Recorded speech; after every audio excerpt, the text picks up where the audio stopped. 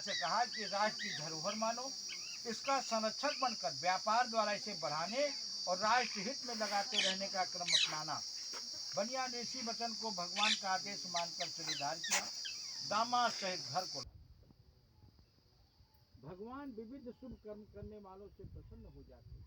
ऐसे व्यक्ति भगवान से सत्यनारायण कृपा के अधिकारी बनते। लीलावती कलावती भी अपने पतियों के साथ इस लोक में सुख सौभाग्य पाती रही, अंत में परम सुख के प्राणी बनी। भगवान सत्यनारायण की महिमा परम्पार है। उनकी शरण में जाने से मनुष्य सभी प्रकार के सुख तथा कल्याण के अधिकारी बन जाते हैं। इस श्री सत्यनारायण व्रतधाम नाम चतुर्थो अध्याय समाप्ता। बोलिए सत्यनारायण भगवान की जय।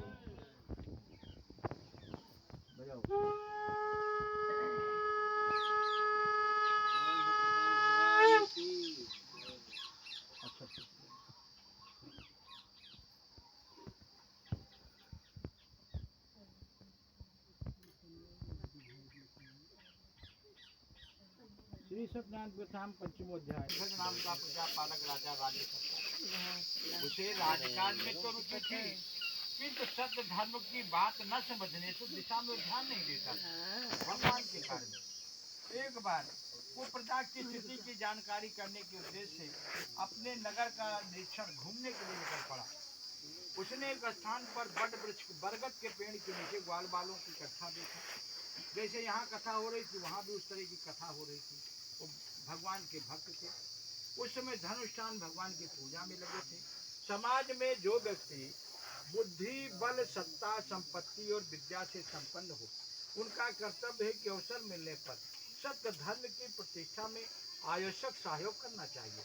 सत्य कार्य में बुद्धि से श्रम द्वारा अथवा धन के माध्यम से सहयोग करना पुण्य कार्य है, जो अवश्य किया जाना चाहिए। ग्वाल बालों ने राजा के पास जाकर उस धर्म आयोजन ने भगवान की कथा में भाग लेने तथा प्रसाद ग्रहण करने का अनुरोध किया, किंतु राजा ने उन्हें नीच कुल में पैदा हुआ समझकर उनके साथ बैठने, उनको छूने, उनमें अपना दोष समझा राजा ने। इसलिए अहंकार के वशीभूत वो राजा ग्वाल बालों की अग्रह ठुकरा कर उनके प्रार्थना को ठुकरा दिया और धर्म आयोजन की उपेक्षा करके अपने घर को लौट गया। जो व्यक्ति सत्य को छोड़कर असत्य के गलत रास्ते पर चलता है, उसे भगवान श्री सत्यनारायण के क्रोध का सामना करना पड़ता है।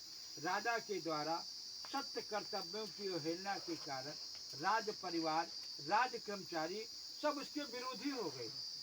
कोई उसको ध्यान ही नहीं देता था। सबके अंदर कला, कटुता, द्वेष, आलस, स्वार्थ, व्यसनात्, घातक अनेकों प्रकार की बुराइयां आ गई। उनके सबके स्वभाव में प्रविष्ट हो गई। जब किसी का दिन खराब होता है तो घर के सभी आदमी सब उल्टा सीधा बोलने लगते, नशा करने लगेंगे, अनाप शनाप बातें करने लगेंगे। ये सब होता है। वैसा ही राजा के घर में हो गया। भगवान श्री सत्यनारायण की अवज्ञा के फलस्वरूप सारी व्यवस्थाएं राजा की बिगड़ गई। राजा का धन सम्मान जो था सब खो गया। इस प्रकार विपत्ति आने में जब राजा ने सोचा, जब आदमी के ऊपर मुसीबतें आती है तब वो सोचता है, तब राजा ने भी सोचा। उसने अपने अहंकार कर्तव्य विमुख होने का ध्यान आया राजा को। बुद्धिमान राजा ने अपनी इस दुर्दशा के लिए किसी अन्य को दोष नहीं दिया।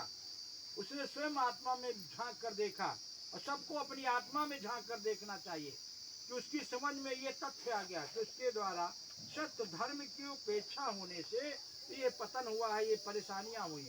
ऐसी स्थिति में विपत्ति निवारण के लिए किसी अनुभवी फिर ज्ञानवान को ढूंढना चाहिए, अपने से ज्ञानवान को।